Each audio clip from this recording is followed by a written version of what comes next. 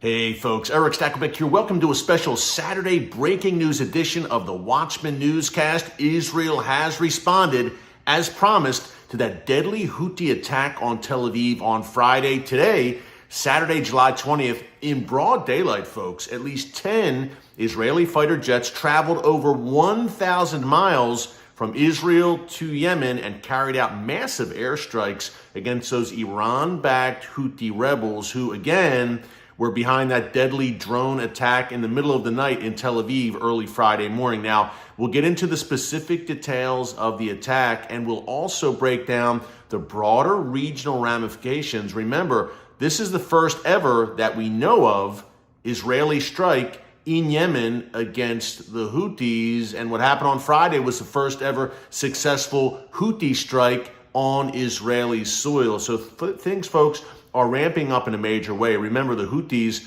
in Yemen, that's a major cog of this Iranian ring of fire that surrounds Israel on all sides. You've got Hamas and Palestinian Islamic Jihad in Gaza. That ring is drying up now thanks to Israel's offensive there. Of course, you've got Iran's crown jewel, Hezbollah, in southern Lebanon. Also, Hezbollah, by the way, in the past 24 hours firing rockets. We'll talk more about that. The Iran-backed Shia militias in Iraq and Syria, then the Assad regime in Syria as well. And again, some 1,000 miles to the south of Israel in Yemen, we've got those Houthi rebels. Okay, broader ramifications in a second. First, specific details. But even before that, quick reminder, if you like what you're hearing, if you like breaking news, current events from a unapologetically biblical perspective, make sure to subscribe to the Watchman News channel right here on YouTube and click the notification bell so you get alerts every time a new video is posted. Just coming to you from my home today on a Saturday with the family, but wanted to break away and give you at least a short update here, folks, because even on the weekend, the Middle East never sleeps. Let's break it down. This is the Times of Israel. I'm just glancing down at my laptop and reading this directly, word for word. Israel acted alone in the strike today. No U.S. involvement in this strike in Yemen. Here are some of the specific details. The Israeli Air Force struck the Houthi-controlled port of Hodeidah in western Yemen on Saturday. Now, folks, that's along the Red Sea. Remember, it was an important port, and at least 80 people, according to the Houthis, take it for what it's worth, at least 80 people wounded in the strikes, according to Houthi TV in Yemen.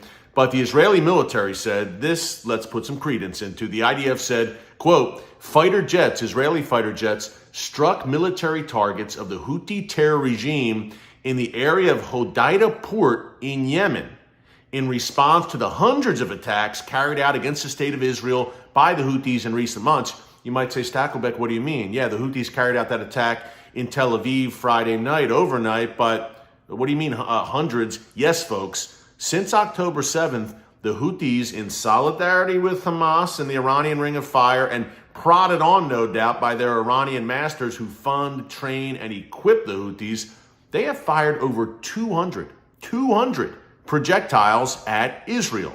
Rockets, explosive drones, mainly at Eilat, which is the southernmost city in Israel along the Red Sea coast. But folks, by the grace of God, none of those attacks were successful until Friday overnight, when again, a Houthi drone packed with explosives slammed into an apartment building at 3:15 a.m., killing one Israeli and wounding a dozen more. Let's continue here. And Israel right away said, yeah, we're going to respond to that. And respond Israel did. Let's continue. More facts about today. It marked the first time, as I mentioned earlier, that the IDF has conducted strikes in Yemen. Over 1,000 miles, folks. Those Israeli fighter jets traveled. And the attack was named by the Israeli military Operation Outstretched Arm. And it's one of the longest distances that Israeli fighter jets have ever traveled since 1948, because Israel had to respond to this, right? Clearly, the Houthis, number one, have the intent. They're breathing threats against Israel every day, and they're following through on the words. They're launching projectiles on a regular basis. Israel had to respond and establish some sort of deterrent. Now, the Israeli Air Force strike on the port in western Yemen was aimed at preventing the Houthis from importing, surprise, surprise, Iranian weapons, as well as causing the Houthis financial damage. According to the Israeli military, the port that was bombed today, and again, folks, massive explosions. It's been used repeatedly to bring in, from the Houthis, to bring in weapons from Iran. So Israel said, look, this is a legitimate military target, just as we reported here in the newscast, say in Syria, Damascus International Airport, Aleppo International Airport, where the Iranian regime continues to transit weapons through. And Israel said eventually, after repeated warnings, hey, these airports are fair game if they are home to incoming shipments of weapons from Iran.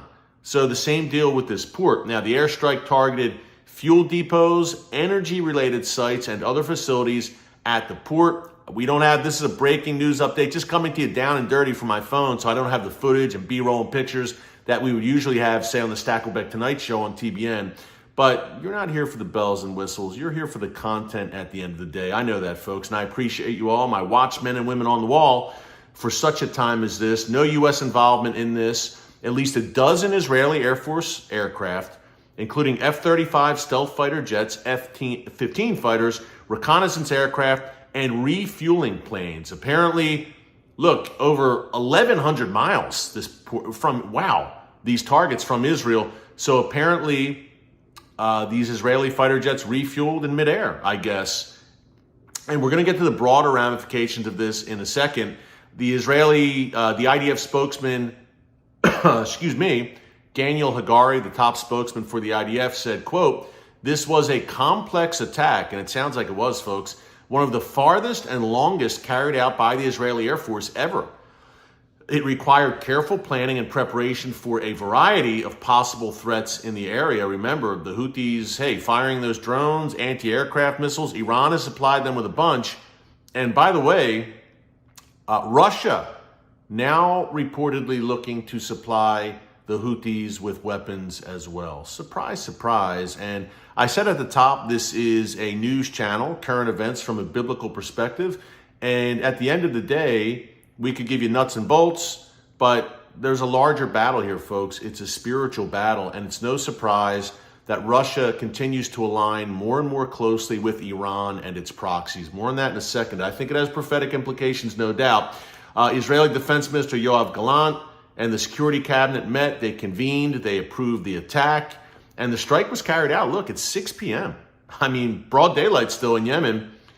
Over 220, according to the IDF folks, ballistic missiles, cruise missiles, and drones fired at Israel by the Houthis. Insane. Since October 7th. Okay. Now, the Houthis are saying, now, a few things here. Benjamin Netanyahu, the Israeli prime minister, says, the Houthis, number one. Let's start with that. The Houthis say, this will not deter us. We're going to strike back now.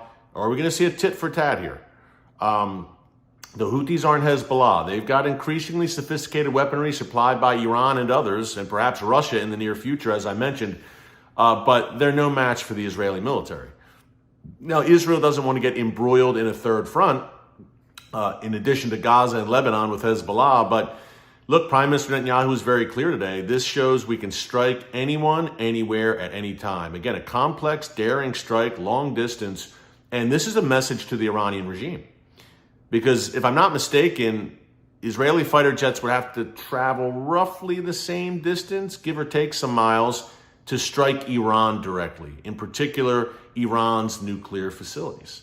So the Iranian regime, which funds, equips, trains, shares ideology with the Houthis, certainly were taking notice today, I'm sure. And that was the intention by Israel.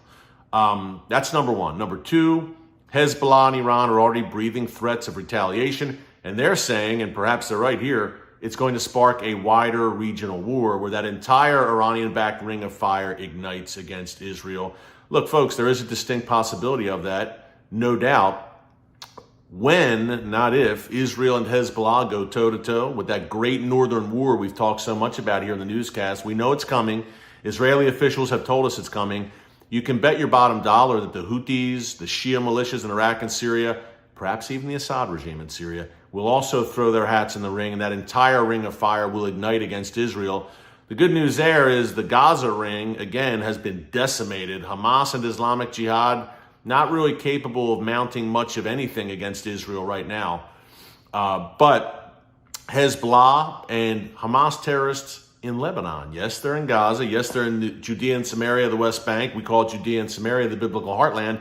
They're also in southern Lebanon, working in tandem with Hezbollah. They fired some barrages at northern Israel today, dozens of rockets, so that continues unabated, sadly. But will we see a broader war now that the Houthis, look, an unprecedented strike in the middle of the night against Israel that killed an Israeli man, a 50-year-old man, and an unprecedented response by Israel in that, look, first time ever that we know of that Israeli fighter jets have struck sites in Yemen. And all this comes against the backdrop, number one, Benjamin Netanyahu speaking before the U.S. Congress this Wednesday, July 24th, folks, fasten your seatbelts, and apparently meeting with Joe Biden at the White House on Monday, July 22nd. We will absolutely report on what comes out of that. Last thought, with this Ring of Fire, Northern War, I believe, folks, this has prophetic implications. And it's almost like the floodgates were opened on October 7th, where Israel's going to have to face off in a broader sense against this Iranian Ring of Fire, and eventually Iran itself directly, and the Assad regime, and Russia's involvement, no doubt. Isaiah 17, the future of Damascus, check that out. Your homework for the weekend. And the book of Ezekiel, chapters 38 and 39, the war of Gog and Magog. Funny name, I know, but very important to what's developing in the region as the prophetic chess pieces move on the board. Much more. Just want to bring you a quick update. Remember to subscribe. Much more coming on this on Monday, and who knows, perhaps tomorrow. Let's see what the next 24 hours bring. Remember to subscribe. Click notification bell so you never, ever miss a video. Until next time, have a great weekend. God bless you, and remember, never hold your peace. Hey everyone, thanks for checking out the Watchman Newscast. Make sure you hit the subscribe button so you never miss an upload, and tap the bell icon so you're notified every time a new video is posted. And don't forget to share your thoughts, insights, and comments below. Thanks for watching. We'll see you back here tomorrow.